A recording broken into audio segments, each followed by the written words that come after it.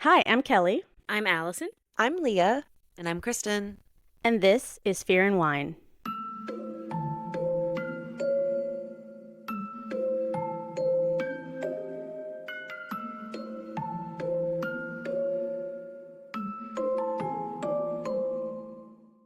Hi, everyone. Welcome to Fear and Wine. We are a podcast about horror TV shows, movies, and more. And we are continuing our coverage of Welcome to Derry Season 1.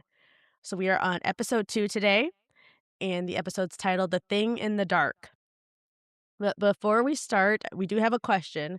But before that, we have another TV show that Allison and I watched. I don't know if Kristen and Leah have seen it yet, but it's really good, and it's been a big talk everywhere, and it's called His and Hers. I haven't even heard of this. Oh my! Okay, so I if know you the were, guy in if it's you were, from have Walking you heard of Dead it, or Early Kristen? Walking Dead. I just know that hot guy from the early episodes of The Walking Dead is in it, but I don't know anything else. Oh, The main okay. guy? I No, remember the other that guy, the show. one who died like in the first season. I can't remember his name or Oh, anything. okay. Yeah. And he's Anyway, sorry. the brother from the bear that was dead. Oh, yeah. okay, Was got dead. it. Mike. Okay, Yeah. That's got, right. yeah, Mikey. Okay. Mm-hmm. Oh, John Bernthal. Yeah. Yeah. Okay. Oh, Okay. and Pablo Schreiber's in this? I love him. Yeah. Yeah. It's really good. So if you heard of, remember the whole All Her Fault, everybody was like talking about the twist in that one. Yeah. Mhm. This one it's one of those mystery ones, but the twist you will never see. You will not figure it out. Good. You will Okay. never see coming. And it's really good. It's so good. Oh, okay. I might have to And watch it's my this. I can't remember her name, but Valkyrie, my girl. Tessa Thompson. Yeah, Thank you, Tessa Tessa Thompson stars Mhm. in it. Yeah. It's only 6 episodes and they're not even hour-long episodes, so you'll be able to get through it fast. Yeah. Okay, since you two haven't seen it, we won't talk too much about it, but watch it. It's really, really good. Okay. So I'm it's like a definitely gonna watch it mystery. now. It's a murder mystery, yeah. mystery, Go or? for it. There's some murder in it, sure. Of Okay. sorts. Yeah. Of It's the sorts. whole thing's a I mystery. always love Yeah. some murder. Yeah. Well, Yeah, now we'll that love I see that everything. Pablo Schreiber's in it, I'm going to check Mhm. it out. I He's like him in. a lot. Yeah. Wait, I have to mention too, your Oh, yeah. gay hockey show. Did you Yeah. see how hilarious that one kid was on the red carpet? Oh, the kid? dark-haired one, or which one? Yes. They're both very silly. No, Silly the billies. dark-haired one. Someone said, I hope he never gets a PR team because his interviews, the shit Aw. he said jizzing in front of Gail. Oh, Like God. Gail Hey, King. sometimes Oh, you have girl, to. you gotta go find the interview with that kid and Gail King, and you will laugh your ass off. He also, when they do that thing where they come around you with the camera, like Mhm. those spin Oh, yeah, the around glam things. bot. Mhm. Yeah. Yeah, he just threw up 2 middle fingers to it. That's So so just funny. find the stuff with him and watch it since you guys both watch that show. I think you'll enjoy Yeah. his little candid moments. If So anyone anyway, hasn't watched Heated Rivalry, I highly recommend. Okay, I'm kind of I will obsessed with finish it. it. Did Riley you keeps start trying to get it? me to watch I it too. I watched the first episode, and then I was like, all right, that's enough. But Okay. I know everybody loves it. I'll finish it. Well, honestly, I have to say the first episode specifically, but the first half of the show is a lot Mhm. more, it's just a lot more of the sex part, the salacious stuff, which is fun. Mhm. That's why I just- started watching to begin with. Yeah. I just don't. But I don't then- like a love story unless I usually know somebody's don't. about to die or I don't Yeah. know. I need a little more higher stakes. Well, than and you said Same. you weren't relationship. particularly attracted, didn't think either of the guys Yeah, were I wasn't that particularly into attractive 'em. to you. I think they're both gorgeous. So I They're cute, but they just look so young to me that I feel like Yeah, if I liked Really? them, I would be like, yeah. yeah. oh, I love it. I love the show. It made me cry so many times. There were Oh, several times that it made me cry real Oh, see, tears. I don't want to cry. No, but in a good way. They were tears of joy. You won't, Kelly. Kelly. You won't. No, I you'd won't. probably be cry. like, "What the hell is Allison's this like, shit?" don't worry, you won't be crying, Kelly. You won't. Okay. It's not the type of thing that'll make you cry. Okay. It's just, to me, it's so, I don't know. There's a weird romance part to it, which typically isn't really for me either. But there's just so much yearning between these guys. I like And teen it's just- angst. I but I don't know if I love like it. yearning. Yeah, I like the Yeah. yearning. Teen yearning is Mm. different from teen angst. Angst is Yeah. angrier. Yeah. I'm a fan of the All yearning. right, I will get to it, Leah. I'll watch it. All right. Just I mean, for- hey, just for don't you. do it for me. Don't do it for me. Do it for you.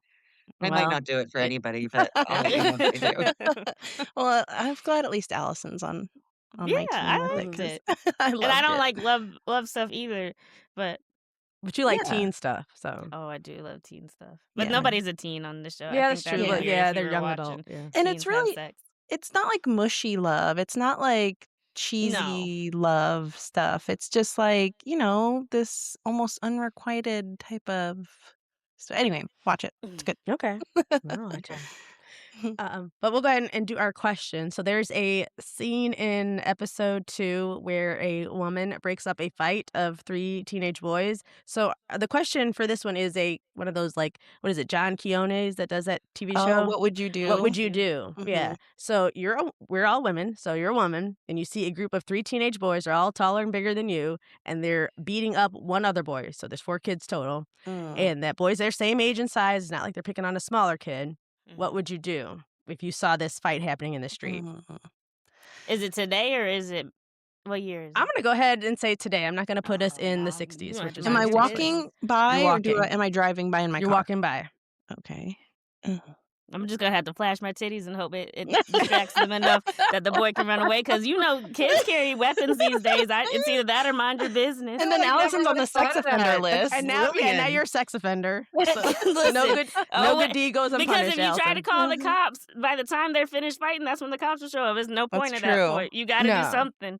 Brilliant. I never would have thought of that, Allison, and that is genuinely brilliant. If It there's, actually I mean, is. if I ever get into a situation like that, that's what I'm gonna fucking do. Thank I love you. that. Let's let them be adults, though that are fighting. I don't know if we want to if flash it's an GH. emergency, it's either somebody dies or you flash your titties. Sometimes you can just probably gotta get out do of that something. ticket if you describe it Yeah, that way. I get exactly. You get the right cop, they'll be like, "Well, you know what, ma'am? I understand. You did the right thing." it. Okay.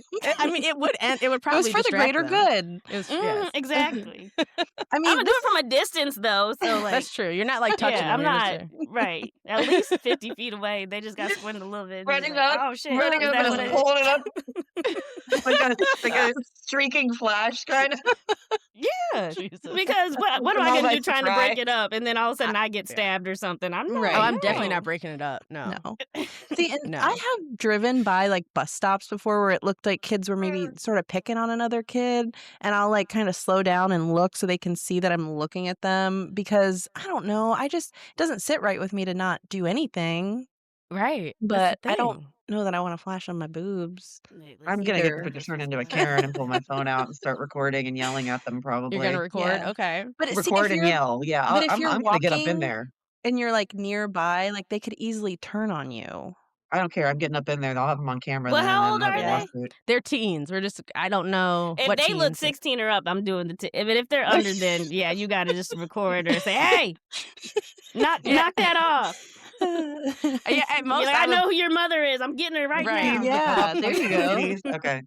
But 16 and up, you might just got to. Okay. Yeah, that's fair. That's fair. See, and also it depends on like the location. If I'm like here in my small In front of town a or if school? I'm like Or- in New York or like I don't know. Those are different maybe answers. I would say you're in your based because this is a small town. I would say in your town. Okay. Okay. I just don't I know. mean, I These feel kids like I'd these have days to are crazy. Yeah. I would try to look for a security person in a store because Mhm. you're in the downtown area of your Okay. town. So Oh, If okay. I thought we were that- just in the neighborhood. well, I mean, I don't Yeah, know. then You we can can- put yourself neighborhood, wherever I'm you gonna come are, and but get my I'm trying to do taser, what and then she's I'm gonna go doing. and scare 'em.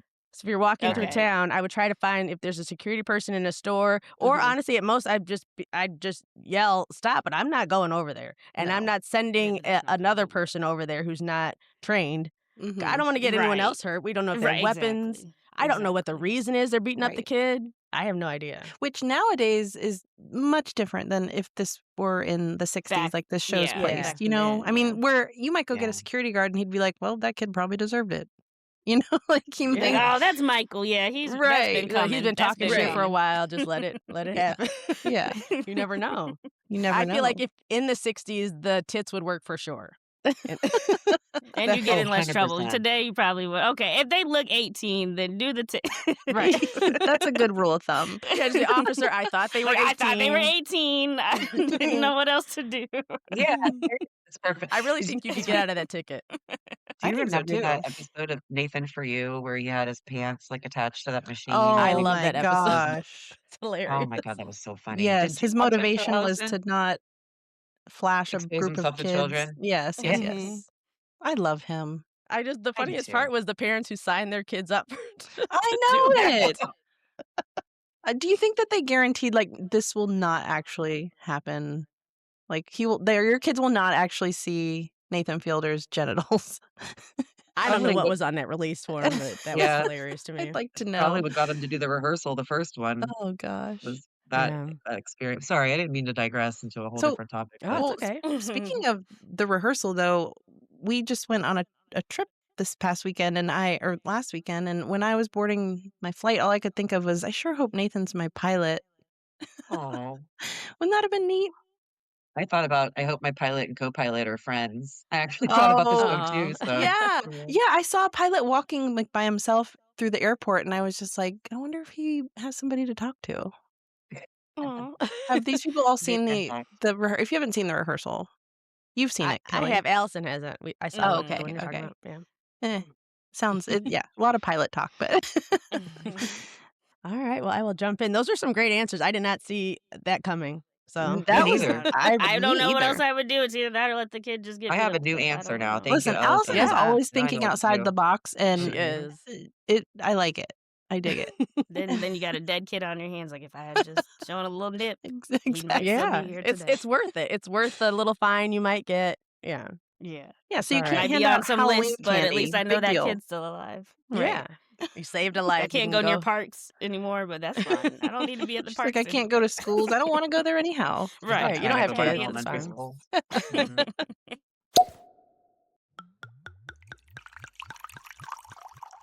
We paired this episode of Welcome to Derry with Tooth and Nail the Stand Red Blend. Tooth and Nail the Stand Red Blend is a bold and robust red wine from California. The blend features aromas of dark berries, plum, and a hint of spice, and offers flavors of blackberry, cherry, and a touch of pepper with well-integrated tannins and a long, smooth finish. The wine's complexity is enhanced by oak aging and adds subtle notes of vanilla and cedar. Pair this wine with grilled meats, barbecue, and hearty dishes. Enjoy! For more information about us and all of the wines that we feature, visit our website at fearandwine.com. And make sure you follow Fear and Wine wherever you listen to podcasts so that you don't miss a new episode. And if you like us, please leave us a 5-star rating and review. Thanks. Welcome to Derry, Season 1, Episode 2, The Thing in the Dark. This episode starts off pretty much where the previous one ended. So we re-see the kids in the theater scene. It's all like red and weird looking. And when Kristen described it, it was all happening so fast. But in episode 2, it slowed down a little more, all the graphic stuff. They So wanted to there's a really make sure you could see right. They all really the good stuff, right? yes, yeah. Ugh. So like they're sitting there watching what's his name? What's his name come through the screen? Maddie. I can't think. Man, thank you, Maddie. Oh, Maddie. Yeah, Sorry. come through the screen. And I'm thinking to myself, why is nobody getting up and running? Like they're still Right. sitting there. And then that giant 2 or 3 headed mutant baby pops up. It's crawling over the seats, headed towards the kids. Mm-mm. And so we see, once again, Phil get picked up and thrown in the air. He gets ripped apart in like 3 pieces by the baby. Ugh. Then my boy Teddy's ass goes flying through the air and hits the wall and just splats. Ew. Yeah. And then as we saw before, Susie gets ripped out of Lily's hands, leaving only her forearm and hand behind. After the credits, we go to Ronnie's apartment, where there are 2 policemen sitting in their squad car waiting to arrest Ronnie's dad, the projectionist, Hank, because they think that he killed the kids in the theater. But the only evidence left behind in the theater was a lot of blood, but no bodies. So they're watching Hank, but they really don't have enough to arrest him because he wasn't there. They don't have any good evidence to arrest him. Upstairs in the apartment, Hank's mom is upset because the cops have been watching them, and she told them that Hank wasn't at the theater that night. He was at home. But Hank tells her that they're never going to take her word as an alibi. While they're talking, Ronnie, who survived the attack, so Ronnie and Lily were the only 2 to make it out. She is listening in on her dad and Grandma talking, and Grandma says that the cops just want someone to pin this on and they're going to use him, and she's pissed that Ronnie even let those kids into the theater after hours. So Hank- are the kids is nobody asking the kids that survived what happened? They are. Okay. Yeah, we'll talk about it, but Okay, they are. They talk to Lily, but we'll get to that. Yeah. Got it. Okay. Hank tells his mom to calm down, and that Ronnie and the other kids were just trying to find out what happened to their friend Maddie. And his mom tells him that starting Monday, Ronnie needs to go back to school, and he has to stop coddling her. So I guess Ronnie's been out of school for quite some time. I don't know if they ever really explain what happened or why. but he's been, like, homeschooling her, I guess. And he doesn't love the idea of her being out of his sight with all the kids going missing and stuff, but Grandma insists she's gotta go back to school. So Ronnie gets caught listening to them, and her father calls her out of her room, and she's crying because she's worried that her dad is gonna be blamed and taken away. We cut over to the Hanlon's house, and Leroy Hanlon is sitting on the porch reading the paper when his wife Charlotte and their son pull up in the big station wagon. So his family has now joined him in Derry from where they used to live, so they're officially all moving in. Their son, Will, runs up to his bedroom and he looks around and he loves it. He has this brand new telescope and he's excited about it. And this kid seems like he's really smart and into science. Later that night, Charlotte and Leroy are getting ready for bed, and Leroy tells her, "Hey, thanks for the idea of getting Will the telescope. He really loves it." And she says, "Yeah, I figured it was better than getting him another baseball that he'll just use as a paperweight." And Leroy says that when he was Will's age, he would have given anything to have a proper baseball mitt. So Leroy's like this sports guy, and it seems to be a little disconnect between father and son, and he doesn't really understand what his son loves. And I think just also being in the military and being away so long, he's he just Mhm. doesn't know his son as well as he'd like to, and he's trying to make up for it now. So it's now the next day, and we are back at Derry High School. And the little marquee sign in front of the school says that curfew is in effect and kids are to be home before dark. I like the way that some kids just got ripped apart in a movie theater and they're just like, all right, back to school on Monday. Yeah, exactly. Back to school, Literally. but just be home before the street lights. Yeah. Yeah. We've met Marge, but the first thing we see is Marge getting off the bus, and Marge is played by Matilda Lawler, and you might recognize her from the show Station 11, or when she was a little younger, she was in one of my favorite shows, The Gilded Age. Allison, did you Which oh, one you is haven't she? seen it. She is okay, so remember in season 2 when that Mhm. guy was trying to marry Marion and that little Yeah. girl was like that she's a little girl who was obsessed with her She teacher, yeah. has Oh, very okay. amazing eyebrows. Mhm. She reminds me She's a of You great look her little up. actress. Arya Stark kind of from Game of Oh, okay, Thrones. I could see A little that. bit. I see just a Mhm. little. Yeah. Yeah.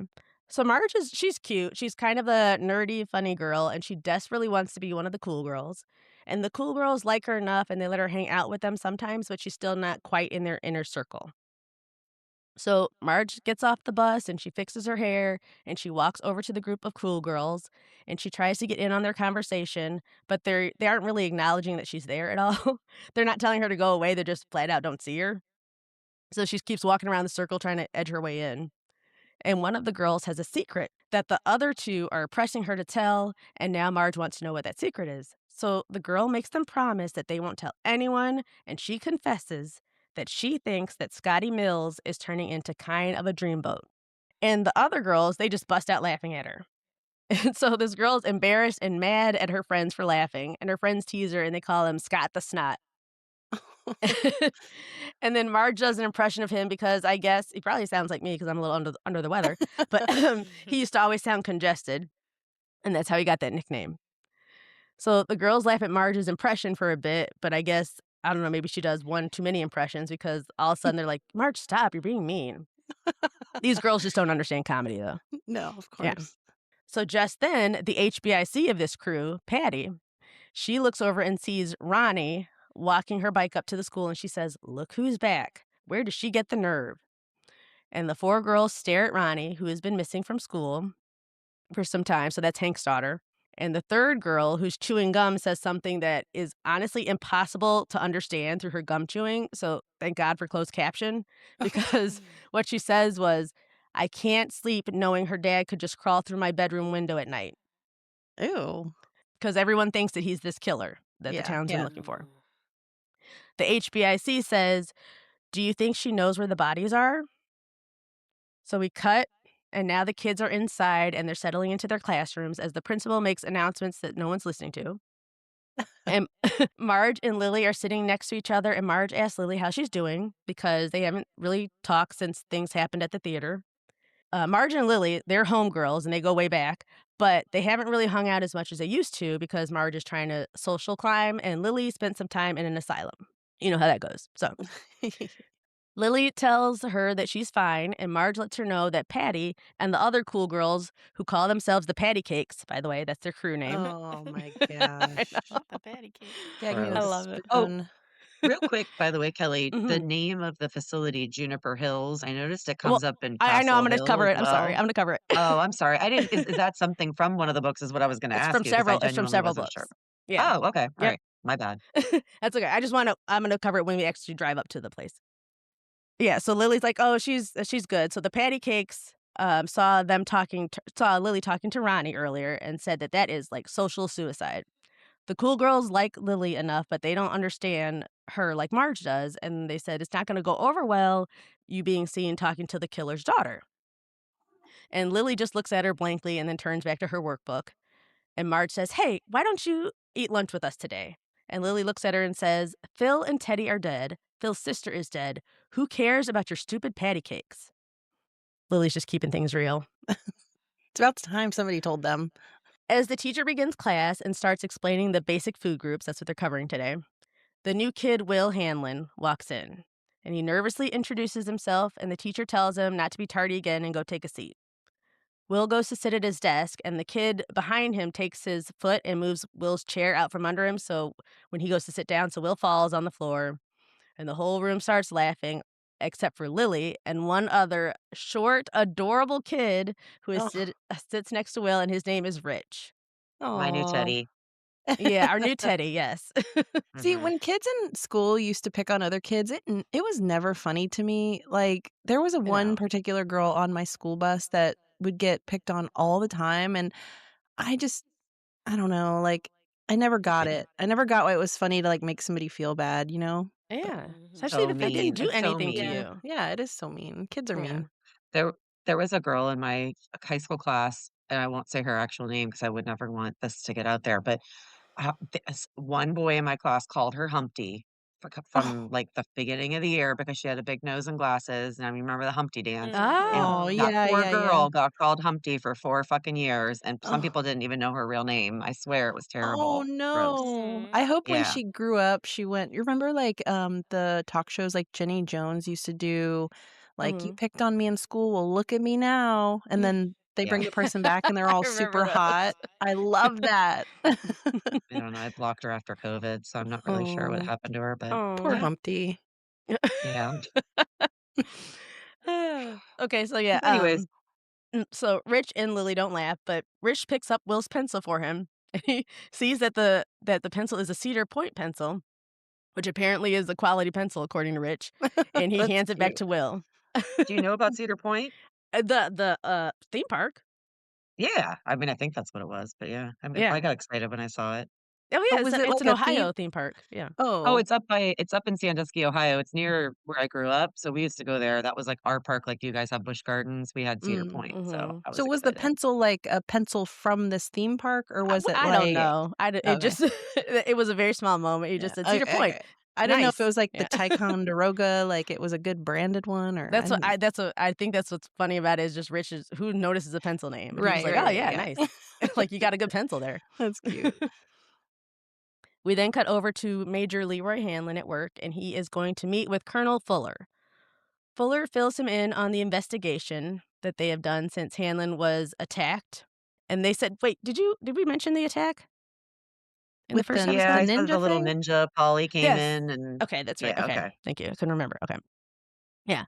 So they're investigating Hanlon getting attacked, and they said that they searched the quarters of Masters, another officer, and found the gun that was used in the attack. And Fuller tells him that Masters wasn't a spy or anything. He's just an asshole who wanted to put a scare into a colored airman. Fuller adds, "This isn't the South, and we don't put up with that shit here." He says they're still trying to get the identity of the other two, but Masters is a coward, and he will break. And when he does, justice will be served.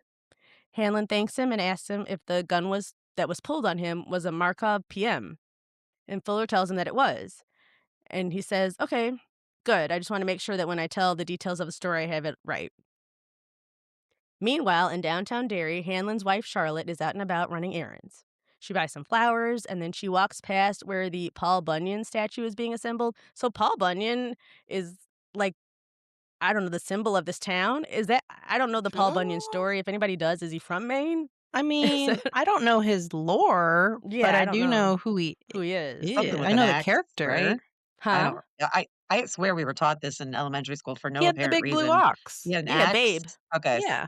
Oh, an ox? It wasn't an axe? See, No, I don't he fucking had know. an axe too because I think he was like a lumberjack, but he had a pet ox Yeah. named Babe, the big blue ox. Oh, Yeah, I don't I don't remember. know. that's all I I know don't about him. I don't know. Okay, let's see. I'm just looking him up a little. Well, He's from I'll the Whoever keep early going. plays Hanlon's 30s. wife is gorgeous, by the way. I don't know Oh who she yeah. I can't remember it was an actress, but she's I beautiful. didn't recognize the actress. If you see, let's see. Hang on. She is played by Taylor Taylor Page? Page. Yeah. Taylor Page. But I She's didn't in Grey's recognize her from anything Anatomy. else. Yeah. Yeah, So I don't either. so anyway, there's Paul Bunyan's is just a thing in this town, but it seems like a lot of people don't like Paul Bunyan in the town. Yeah, people have some beef with him because as she's walking past where the statue is going to be assembled, a passerby like throws an egg at the statue, and they just hate Paul Bunyan Is there. it giant? Is the statue Yeah. giant? Oh yeah, Oh, it's cool. giant. Okay, Yeah, I kind of like that. I know. So Charlotte then makes her way to the butcher shop, and there's a lady in there who also doesn't care for Paul Bunyan and wants the statue removed. This is so funny. I know. The butcher makes small talk with Charlotte and introduces himself as Dan Kirsch. And he asks if she's just passing through, and she tells him no. She's like, no, my family and I just moved here. And then she makes a joke and says, I suppose I do stick out around here being the only black family in the area. So she's getting her rump roast for dinner when she hears a commotion in the street, and she turns and sees white on white crime happening in front of her eyes in the street. And that's where the three white teen boys are beating up another white boy. Oh. And they have him on the ground and they're kicking him and punching him. And people are just walking by like they don't see it at all. No See, one's I trying feel to. like in the 60s, people were all about the I would say, bullying, I you know? like would help break it Yeah. up. Well, no, I feel like they were just like, well, this is just a thing that happens. Like, Yeah. people who were kids in the 60s now are just like, well, I got bullied, so I don't see the big Mm-hmm. deal, you know? So it's like, I feel like back then people were just like, meh, It was they more saw it all the normal. time. Mm-hmm. Mm. Yeah. Yes. Yeah. No one's trying to help the kid, and Yeah, Mr. Kirsch sees her concern and he just shrugs it off and says, well, boys will be boys. exactly. But Charlotte is having none of it. And she throws down her groceries and she runs across the street to help the kid and makes the three gang members stop beating him up. And then she flashed him her boobs. Right. And it was like, She oh my should God, have. how did Allison even know? She should have, but she got in there trying to like tussle with them. She was moving them around. Damn, did she really? See, that's what Yeah. I'm not gonna do. That's what I'm not Right. going to do. Yeah. Good for her. Good And for I'm not her. throwing my groceries down either that I just bought. That's okay. Yeah. So there is a tense stare down between Charlotte and the three thugs. And then the kid that was getting his ass whooped, he just jumps and up and runs away. But then the three hoodlums immediately take off and they run after the kid. All the while, people are walking around and they're just kind of looking at Charlotte like, why did she get involved? It wouldn't have Right. been me. Like, kind of like me. I'm like, well, I'm minding my business. Yeah. They just kept walking. So at home that night over dinner, Charlotte tells her husband and son about the street fight she saw and how it wasn't cool that everyone was just turned a blind eye to it. And she asks Will if he experienced any bullying at school today. And he says no, so he's not going to tell her about the kid that pulled out his chair. Mm. And then Charlotte says that she has half a mind to find those kids' parents. And Will pleads for her to stop and just leave it alone and let it go. And her husband agrees that she should just leave it alone and just stay out of it. And Charlotte looks at him and asks, was that in order? And Leroy says, well, after what happened in Shreveport, and the two of them start to argue a little bit, not loudly or aggressively at all, just like a little bickering. And Will asks them to please stop fighting, and they both say in unison, we're not fighting, we're talking. This is how we talk. Will asks to be excused, and his dad says he can go, so he goes up to his room. And Charlotte is annoyed at this because she wanted more family time. But once Will is gone, Charlotte tells Leroy to stop acting like them leaving Shreveport was her fault. And Leroy is like, oh, so that brick that was thrown through our car window, that was for me? And he's like, I'm not the one that causes trouble and is out making signs and protesting. So from this conversation, it seems that we're learning that our girl Charlotte is a bit of an activist, an agitator, and fights for justice. And she's probably a Libra. Leroy takes a moment and then apologizes to Charlotte and tells her that he's had a rough day, and due to the nature of his military work, he can't really get into it and tell her what it's about, but that has him more on edge than normal. So they make up. It's later at night, and we're back at Ronnie's apartment, and she's in bed listening to her dad and grandma arguing and fussing about the police harassing them. Hank is trying to get his mom to calm down and be quiet because Ronnie's trying to sleep, but mom is just going off about the police. Ronnie is tossing and turning in her bed trying to sleep, and she lays on her side and looks at a framed picture of her mother in a wedding dress. and her mother is deceased. And then she throws the covers over her head, and she's trying to, like, drown out the noise, and her face looks angry like she's trying to fight back tears.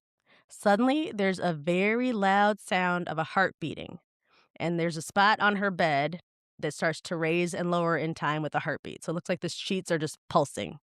This freaks Ronnie out as she looks down, and she scoots away from that lump that's moving up and down, and she tries to pull the covers off of her head, but as she's pulling it, it's like the sheet never ends. She keeps pulling and pulling, and she can't get out from under it. And then this white sheet starts to show red veins and blood on them. And now Ronnie's in full terror panic mode, and she's just desperately pulling at these sheets, which seem to get heavier and thicker and more red and moving closer to her face. And they start to take on the consistency and appearance of muscle tissue. Ew, I do not like this. I Yeah, know. that's This is getting wild. disturbing. Suddenly, slime starts to drip down on her face from what was once a sheet but is now clearly muscle, and we realize that Ronnie is inside of something or someone, and it looks like a baby in a womb about to be born. Ew, it kind of reminds me a little bit of Nope whenever the people are all Yeah, when inside they were Jeep squished in that. Jacket. Oh, Yeah, I hated that was the that part. feeling you get. I had to Mhm. cover my ears during that scene because of just the sounds. It was Yeah, it's bad. that Ugh. suffocating feeling you're about to Yeah, get. Yeah. yeah. So Ronnie fights and screams, trying to get out of this space, and then that face suddenly starts to fill with liquid. And she starts pushing and pushing against whatever this barrier is now made of, and she finally fights her way out, and then we're seeing it from the outside, and we see her as she forcefully comes out of a woman's belly, and she is shot across the room, covered in blood and glue just like a baby when they're born. Oh my. She's crying and panicking, and Ronnie gets up and turns around and looks at her bed and sees her mom's face pop up over the belly, and it looks like she's wearing a wedding gown.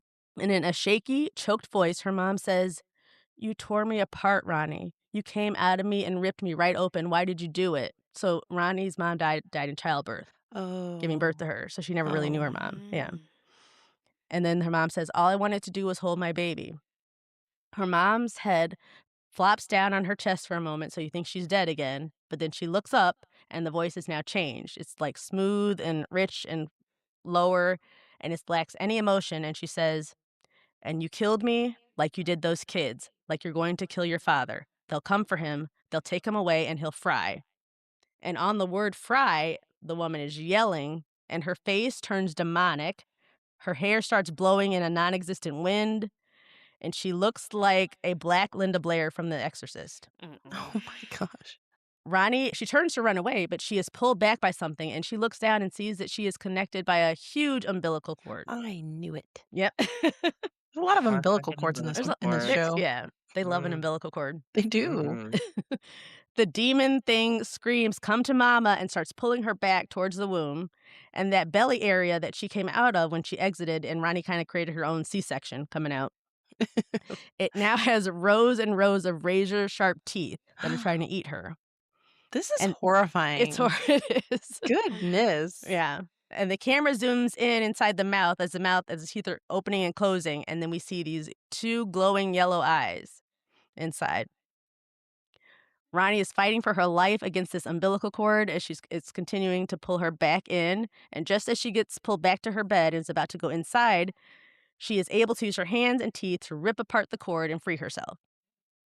There's a moment of silence, and all we hear is Ronnie panting on the floor trying to catch her breath when her mom speaks again and says, "Look at the mess you made." And then a chunk of placenta or afterwards something falls out and just plops on the ground. Ew, ooh. That's And that's yeah. nasty. And then suddenly, in a wild move that you do not see coming, the demon mom stands up really quickly, and she's as tall as the room, and she jerkily walks towards Ronnie, who's backed up against the wall by the door, and starts This is screaming in getting her face. worse and worse and worse. This scene This is a is little so scary. bad. This Yeah. is so bad.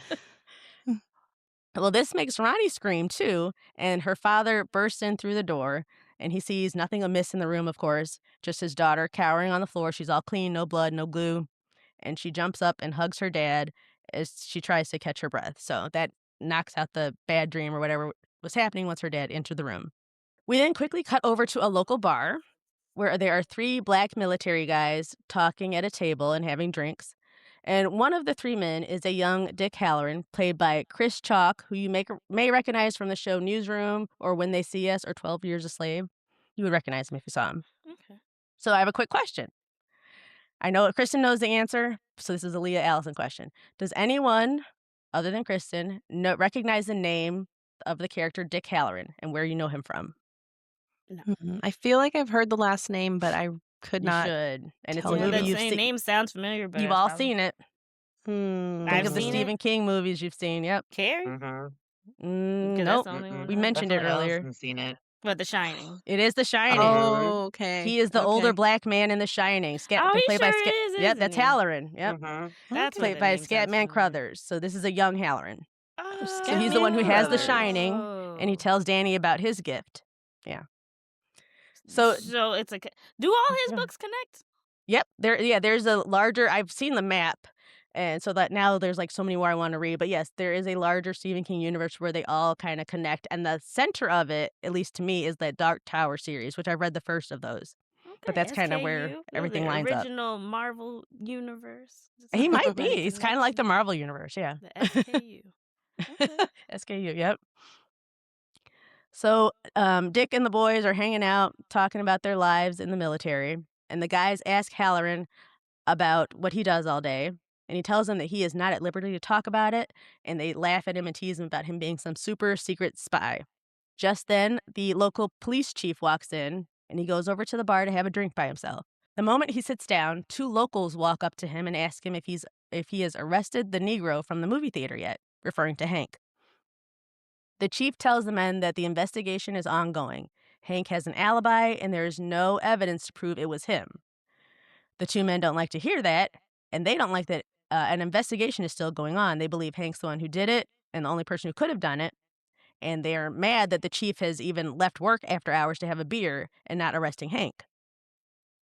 The men warn the chief that he needs to do his job, or for the next election, they will find someone else who will. The men leave, and the chief looks over at Halloran and his friends laughing, and he calls the bartender over, and he whispers something to him.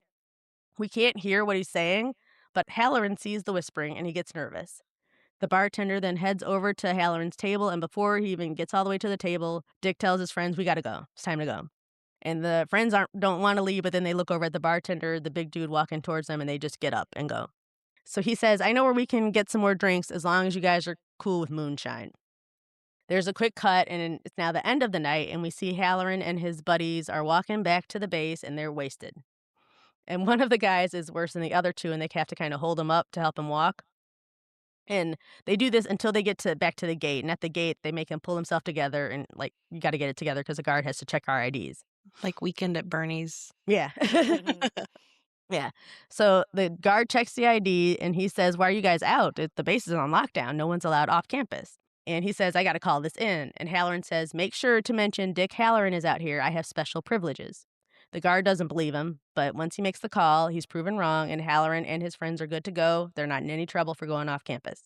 It fades into early morning of a new day, and we see this aerial shot of this huge space in the middle of the woods, and they have holes and trenches dug into the ground, and there's tents around it. And we see men working and digging, and they're all military men, and there's a helicopter flying by carrying something. And from one of the tents emerges a commanding officer, and he walks through where the men are working. And in one of the trenches, someone has one of those sifting trays, like those pans they use for gold, looking for gold and metals in the dirt, I guess. Yeah. So they're searching for something. We don't know what it is yet. And in the distance, we see 3 Native American men watching the military with binoculars. The commanding officer that's walking around spots Halloran sitting off somewhere, and he's nursing his hangover. He's slowly drinking water. And the officer tells Halloran, looking a little green in the gills there. And Halloran jumps up and tries to play it off, and he stands at attention.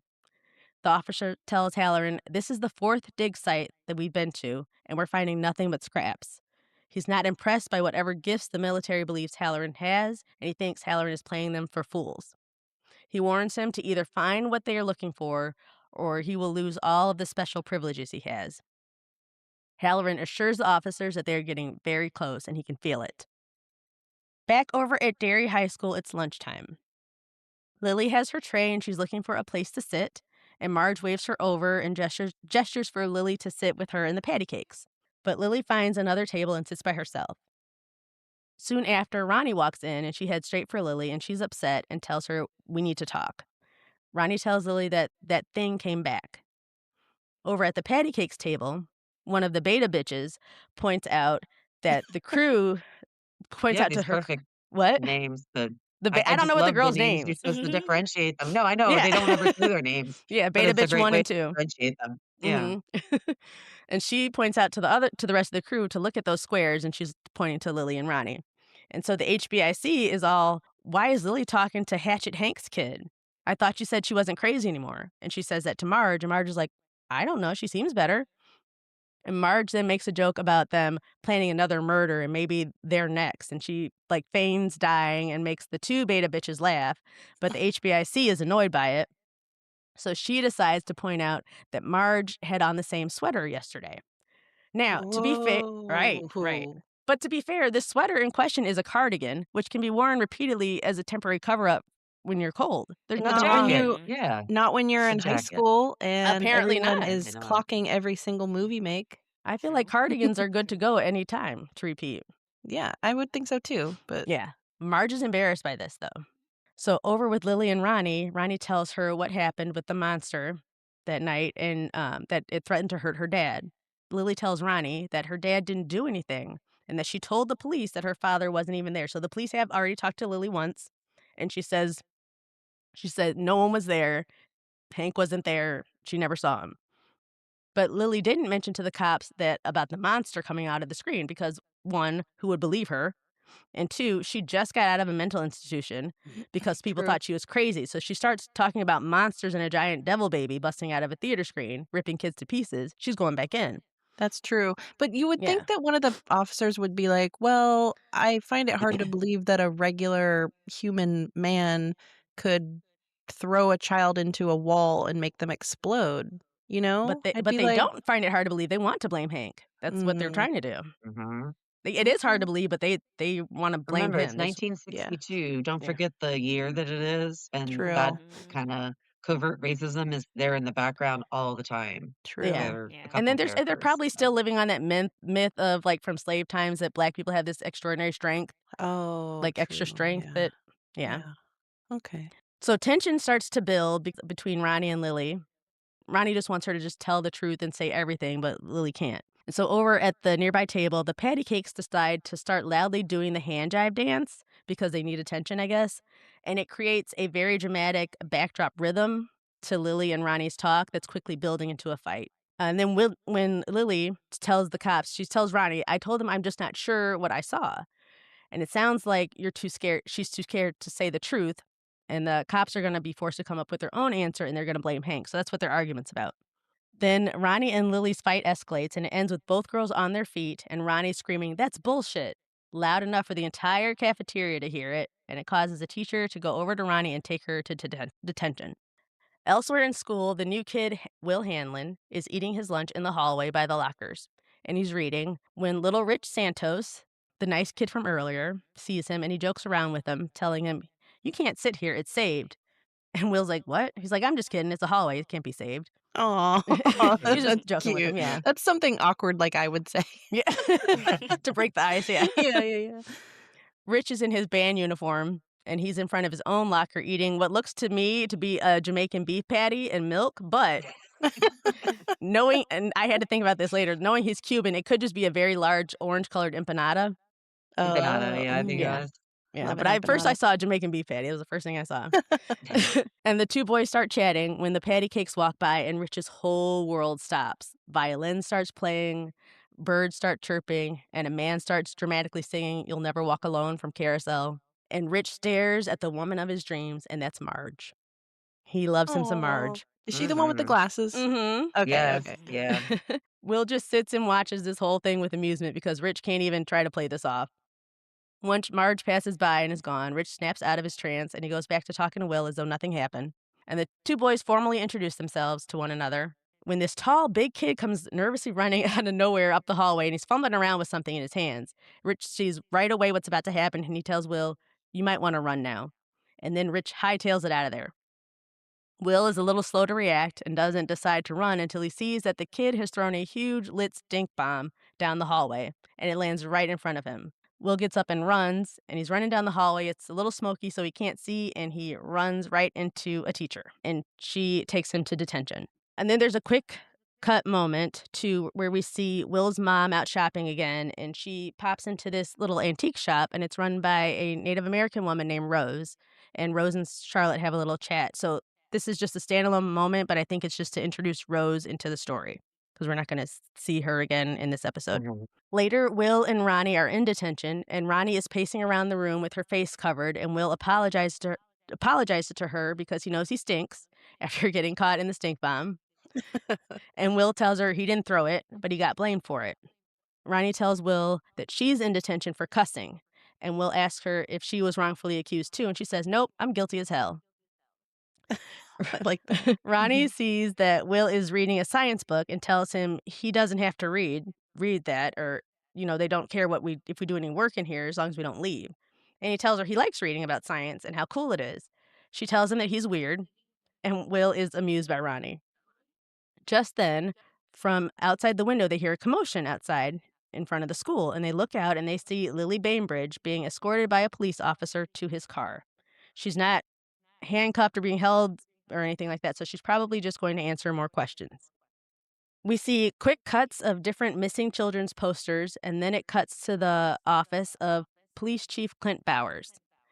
Lily is in his office answering more questions and retelling her story, and he's trying to get Lily to tell a better story, one that he can make an arrest with, the one that he wants. He mentions that people in town know about her past and her time in Juniper Hill. And he says, with you being the only witness and you saying that no one else was there, it's just a matter of time before the only witness starts to look like the only suspect. And Lily swears to him that she didn't do anything. So the chief says, here's what we're going to do. We're going to take you back to Juniper Hill, check you in for evaluation for a couple days just to prove to everyone that they're barking up the wrong tree. And Lily starts to cry and begs not to go back there. The chief tells her that he really doesn't want to send her back there, and he says, tell you what, how about I ask you one more time? I'll even rephrase the question if that makes it easier for you. I'm not going to ask you if you saw Hank Grogan at the theater that night. I'm going to ask you, can you be absolutely positively certain that he wasn't there? I Oh, know. man. That's So, shady. yeah, so Lily is crying, and we don't see her answer, but we know what the answer is because unless she knew where Hank was that night, she can't say for certain that he wasn't there. Mhm. The scene cuts and we're at Ronnie's apartment again, and we see Hank's mom yelling at the police as Hank is being arrested. Have you ever seen those videos, or I think there was like a Netflix series, and it was false confessions where it was just people who were coerced into confessing to crimes they Oh, didn't actually commit, or it's Oh, yeah. so I've never scary seen the the way they videos. break people down or like will They do hold to kids them. a lot too. Yeah, I yeah, yeah, bet. like the West Memphis 3 Oh, story yeah. where like that type of thing, and it is terrifying to think that you could be caught in some kind of web that it's, like, not even your own doing, and you're Mhm. just like, "Ugh, I don't like that." It gave me Yeah. anxiety watching that I know stuff. that it is scary. It's just like you're the person that they've convinced themselves is good for it, Right, and they're just gonna go with that. That's and scary. nothing you can say can change it. Mm-mm. Yeah. Yeah. So Ronnie is screaming and crying for her father, and Hank is hauled away. And once he's gone, Ronnie takes her rage straight over to the Bainbridge residence, and she's pounding on the door looking for Lily. Lily's mom answers, but Ronnie doesn't even acknowledge or see that she sees her. She looks at Lily behind her mom and starts screaming, "What did you tell them? What did you say?" And Lily tries to explain that she didn't blame Hank, but the chief tricked her. Lily's mom yells at Ronnie to go home and slams the door in her face. The next day, we're back at the military base with Leroy Hanlon, and he's going to see Staff Sergeant Masters. That's the guy that they have locked up for being one of the main guys who attacked him in episode 1. He takes out a gun, and the man gets scared, but Leroy tells him it's empty, and he sets the gun down and the clip down next to it between the two of them. And Leroy tells the man that the gun is a Markov PM, the same model that you put in my face the other night. Leroy lets him know that the gun is his and he got it from his time in a North Korean POW camp. Leroy mentions how tricky that gun is to handle, and he's seen many men fumble with it, but the man who held that gun up to him cocked it in less than a second and knew how to handle it. Leroy tells him, Masters, I don't know what you're locked up in here for, but you sure as hell weren't in my room that night. Master says, you think I don't want your black ass out of here? And Leroy says, I believe you do. But I pulled your file, and you can barely strip down an M16, much less handle a Soviet pistol like you're married to it. There's a lot of interesting things in your file, though. Drinking on duty, punching NCOs. Your mama must be real proud.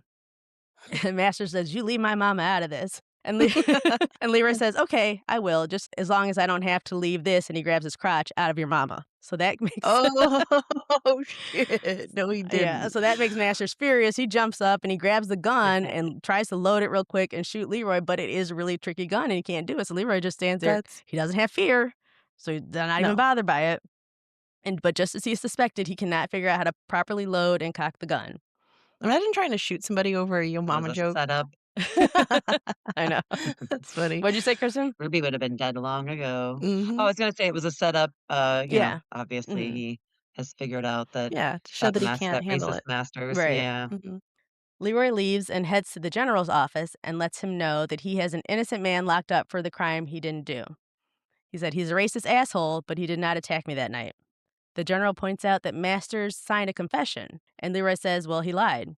Leroy tells him that he's going to file a report to further the investigation. And he goes to leave, and the general calls him back and has him take a seat. Leroy sits, and the general tells him that he needed to know if word of his brain injury in South Korea was true. A damaged amygdala. 50 years in the field, and he had never heard of such a thing. He tells Leroy that that he is a rare creature that he has been looking for a long, long time, a man without fear. So I know Kristen mentioned it in the first episode, but real quick, the amygdala is the part of your brain that processes emotion, fear, and anxiety, and is responsible for your fight or flight response, and it triggers adrenaline. So due to his injury, Leroy no longer has any of those things. The general tells him that it was all a test, and he passed. So the whole attack was a setup. Everything. It was a test to see if he really is not scared of anything. That's crazy. What a way to test, right? Right? Yeah. Leroy gets up to leave before Poor little Polly got beat up. yeah. Sorry. He gets up to leave before he says or does something that he's going to regret. But the general stops him, seeing that he's upset. And Leroy wants to know who attacked him, but the general won't tell him. He says, listen, it was a setup. I'm not going to rat out my people. He says, I know you want to report me, but give me just 10 minutes and hear me out.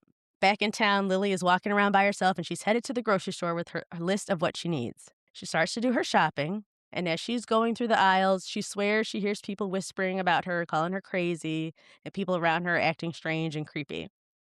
The shelves start moving around, and then we start to realize that this probably is not, this is just in Lily's head, and that monster is messing with her. Lily tries to run, but then she gets trapped in the shelves in the pickle aisle. It's a very strange story. Something terrible happens in a pickle factory with her father. Suddenly, in a big jar of pickles, her father's dead and brined face appears. Quit it. Yes. Stop. And he grins at her and speaks to her. So Lily screams, and she grabs that jar of pickles and she smashes it on the ground, and it breaks. And then 2 halves of the head come out of the jar. Ew. Yeah. And in another jar, her dad's hand starts moving around, and more jars start having pieces of her father in them. And Lily screams, and all of the jars just fly off the shelves on their own, and they break on the floor around her. And then all of the different sections of her father start to gather up together and reform his body the best that they can with what they have. But they're like, one leg's missing, so there's a lot pickle of- there instead. A lot of stuff is missing. Yeah. So they get together as best they can. And they get like maybe the top quarter of the body assembled, and what remains just kind of dangles down like tentacles. Ew. And then a piece of what I assume is intestine, it was kind of acts like the tentacles. It comes out of a jar near where Lily is standing, and it wraps itself around her throat and starts choking her. While this part octopus, part brine father creature scuttles across the floor towards her and starts climbing up her legs, calling her crazy, and then it asks for a kiss. No. Right. No. Absolutely Yeah, not. like the male ego knows no bounds, man. Exactly. Like, sir, you're in pieces Right. This is in too pickle much. jars. And It that's is too much. That's at the top of your priorities. It's a wild scene. This doesn't make me want to watch it anymore. It doesn't make me want to eat pickles either. Oh, God. Nothing can ruin pickles for I me know. ever. I still thought some of them looked delicious. But anyway, Mhm. Lily screams for the thing to leave her alone as it tries shoving its tongue in her mouth. I know, it was so gross. But That is thankfully, gross. just before this becomes sexual assault, Lily snaps out of the nightmare, and the store manager is yelling at her for breaking a pickle jar. And it is just the one that is broken, and she's crying and screaming on the floor. Back over at the military base, the general takes Leroy to explain his special project to him, and they arrive at the secure secret hangar. There's people in there photographing old baseball uniforms and other random crap, and the general begins to explain. Earlier this year, the Cubans and Soviets held an agricultural summit in Havana. The true purpose of that meeting was to devise a plan to place nuclear warheads within striking distance of the United States. What you're about to see may be our best and only hope to prevent that. He then walks him into this mission control like command center, and the project is called Operation Precept. It's a classified operation to win the Cold War before a single missile is ever fired. They aren't building a weapon, they are looking for one. It's something that was buried in Derry a long time ago. Something that he believes Leroy is uniquely qualified to help them retrieve. The weapon generates debilitating fear in anyone who comes near it and could scare a man bad enough to kill him. They don't know everything about it, where it came from, or how it works, but they know that it's surrounded by a group of objects that are like beacons. If they can find those beacons, they can find the weapon. It's then that they will need Leroy to help them secure it. Just then, an officer walks in, and with him is Dick Halloran. The officer tells the general that they have found something at one of the dig sites, so the general tells Leroy to join them in seeing what they have. So now we do a cut, and it's early evening, and it's raining outside, and we see a car pulling up to the famous asylum, Juniper Hill. So this is where I'm going to tell you a little bit about this place. Juniper Hill is a very sinister, evil institution, and it is been seen in many Stephen King books. It's part of the Stephen King universe, and it's located near Derry. It has housed a lot of his characters, most notably have been Henry Bowers from It, Raymond Jabbar from Gerald's Game, Nettie Cobb from Needful Things, and Charlie Pickering from Insomnia. And now, So he just uses the same mhm, institution for all of his characters pretty much a anytime they lot of need to his go characters, away? especially anything that takes place in the Maine area, he has so Derry and Castle Rock are both in Maine, which I believe is where he's originally from. He's Think from it, so, Yeah. yeah, yeah. Yeah, I think Derry's based on, like, his hmm town in Maine or hometown. Yeah, so something. there's always these little towns in Maine that he will have these things take place, and Juniper Hill is this asylum somewhere in the midst of them. Mm, Yeah. okay. And it came up in Castle Mhm. Rock because I remember they were gonna send somebody from the Shawshank prison Mhm. to Juniper Hills, and I was like, "Oh, I remember that from that Derry show." Yep. That's So I cool. figured it was Yeah, somehow Shawshank is related up in the in that books. area too because I think there's one quick Yeah. line I think where Ronnie's talking about her dad could end up in Shawshank. Oh Yeah, my gosh, yeah. Stephen King might be, like, the king Kind of brilliant. of He's all Easter yeah. eggs. Yeah. Yeah. So we'll try to Chris and I will try to find them when we can in this story because this one's they kind of built it similar to Castle Rock for Easter eggs, I think, to Cool. put them in there. Yeah. So now its newest resident is Lily Bainbridge of Welcome to Derry. So it looks as though after Lily's pickle incident in the grocery store, her mother feels that she needs to spend a little more time there. And Lily begs her mom not to let her go, but her mother ignores her and she won't look at her, and she lets the orderlies come and remove her from the car and take her in. Later at night, it's still raining when the general, along with Halloran and Leroy, arrive at the dig site. And we see that there is an old car that has been excavated from the ground and is being pulled up and lifted. And when it gets up in the air, the car doors fall open, and inside of the car are several human skeletons. And Halloran says, I told you, we're close. And that's how it ends. Hmm. So, So, Leah, do you know, did you watch The Shining? I know the story, I've seen parts, but I've never watched it through straight, like, start to finish. So do you remember what The Shining what like, it the is. actual word like, The Shining refers to? No. Can you tell It, me? Do you wanna explain sure. it, Kat? It's basically like a psychic ability. Is what they Mhm. call the Oh. shining in the Stephen King universe. So anybody who has any sort of ability to see things, sense things in the future, or find things and they can see it in Mhm. each other, which is why Halloran, when little Danny visits the Overlook Hotel, he tells him, Mhm. you have The Shining. I have The And that's Shining, I why saw Danny's it and able to you see all the yeah. ghosts. Like they're just like a psychic and clairvoyant. They have all those extra Got it. abilities. Yeah. They're close to the Okay. Yeah, veil kinda they call thing, that whole thing The yeah, Shining. So yeah. Interesting. Oh, yeah, I yeah, never knew that. yeah, Okay, Mhm. cool. And so when they do that Doctor Sleep movie, that's Danny grown up, right? Yeah. Yeah. growing up, yeah. And he goes back to the hotel. Mm. That was a good I think you might like I didn't think that one was that violent No, it or wasn't. it It was was good. more yeah, Mhm. Allison might like that one. There's The a movie part of The Shining of that it. I can't ever stop thinking about is the old lady in the In the bathtub. bathtub, yeah. That's That scared the shit out of me, and I never wanted to watch it There again after that. there's a whole mo yeah, there's a whole documentary about The Shining Oh, called, like, Room 20 whatever the room is that that lady's body is in is okay. the name of the documentary. Mhm. It's really interesting, and it goes through supposedly how the whoever made that movie, Kubrick, Mhm. how there's all these clues and Easter eggs in that movie to tell about how they faked the moon landing and all this other shit. I don't Really? know, but it's a pretty if you haven't seen it, Kelly, you'd probably I've find it never really seen the interesting. documentary. Okay. I do like Stanley I'll send you a Kubrick. link, I'll find the yeah, yeah, I'll send you a link to it, you can check it out. Yeah. But that's it. There's more wildness to come. I know it seems like it's all over the place. This does end. It gathers Oh, okay. together. It all comes together. Mhm. Much like the dad's body in Yes. the pickle jars. And it makes I more mean, sense if Which you've I seen guess it and you understand this entity yeah. already.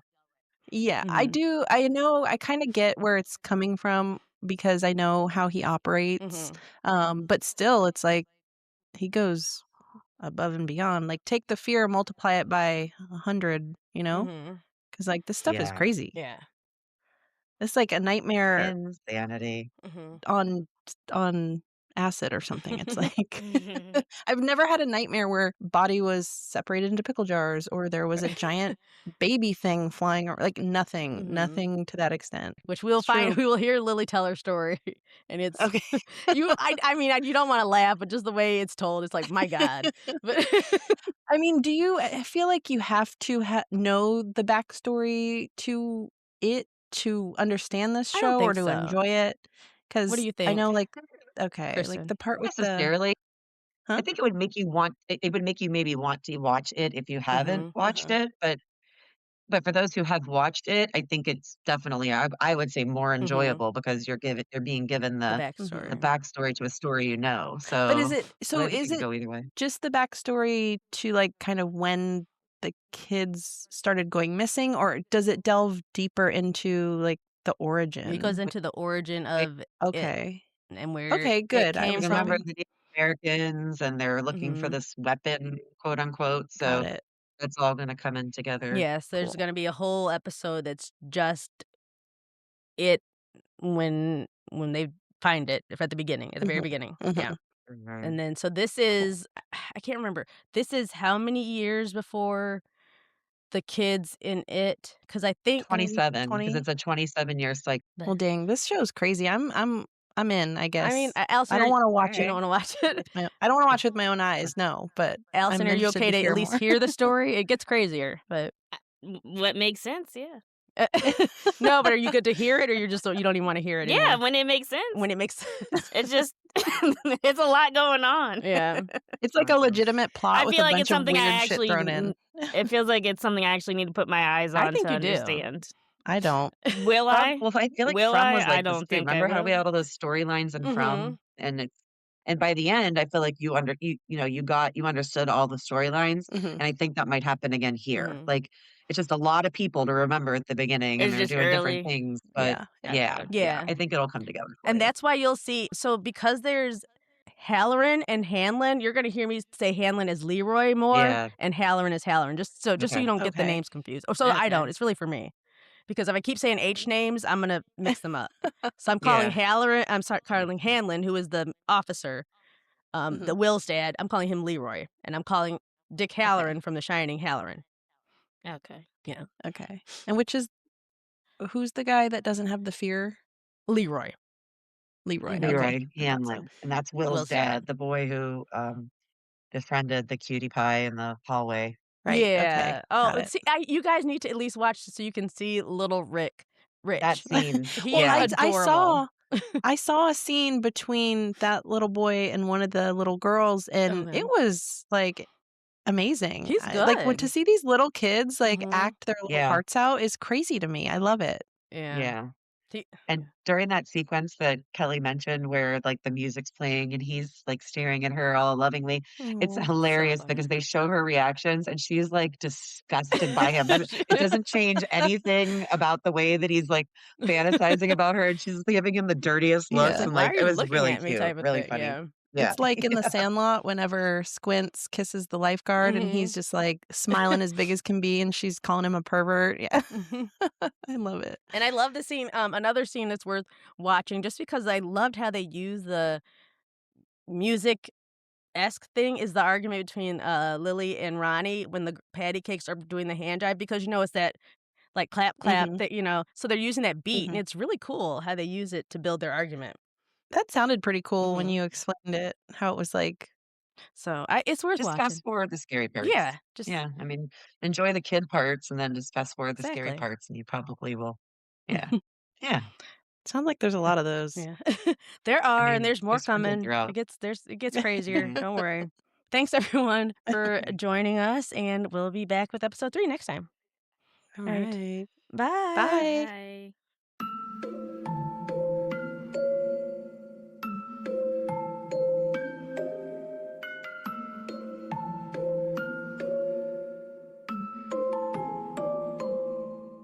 For more information about our episodes, follow us on Instagram at Fear and Wine Pod.